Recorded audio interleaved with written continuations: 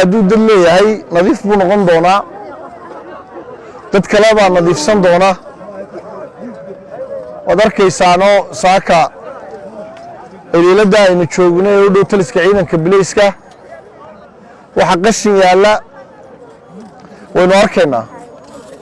magaalada badi intii badnayd alxamdulilaah waa inoo nadiif maanta, laakiin haddana meelahana waxay ka mid yihiin meelaha uu weli ku sii hadhay. maanta waa loo kacayaa dadweynaha intii timi iyo shaqaalaha dowladda hoose gaar ahaan degmooyinka Maxamed Mooge, Axmed Dhagax iyo Koobistunka May oo halkan ku qornaa ayaa nadiifin doona. galabtana waxaa laga tegi doonaa goobtan oo nadiif ah, laakiin waxaa la doonayaa markay nadiif noqoto dadka ereyadan degan ama deegaankan ku nool inay ilaashadaan oo nadaafadda ku ilaaliyaan oo qashinkaasi aanu mar labaad ku soo noqon.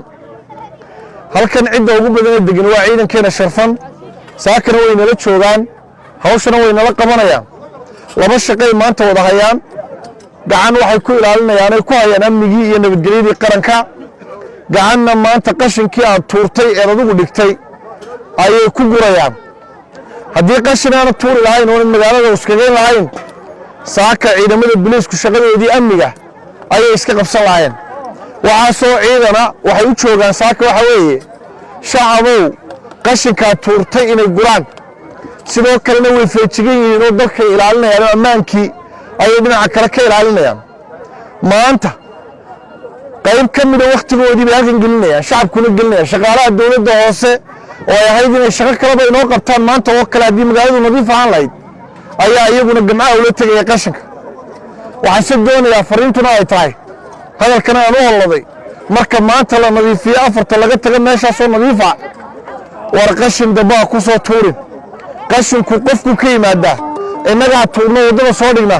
haddaynu innagu isbedelo magaaladu way isbedelaysaa. waxaynu isku ognahay maanta inaynu gurno, laakiin berri waa inaynu weynaa waxaynu halkan ka gurno. dhaqankaasaynu rabnaa inaynu markaa adkayno. aad iyo aad baan ciidamada bilayska jamhuuriyadda somalilan ugu mahadnaqayaa inay gacanna siiyeen, qashinka maanta nala gurayaan, nala nadiifinayaan maadaama ay goobtan jaar leeyihiin.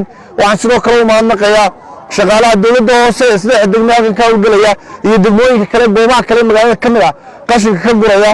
waa inagoo guulaysanaa oo ku guulaysanaa in magaaladeenu nadiif noqoto insha allahu tacaala. wasalaamu calaykum waraxmatullahi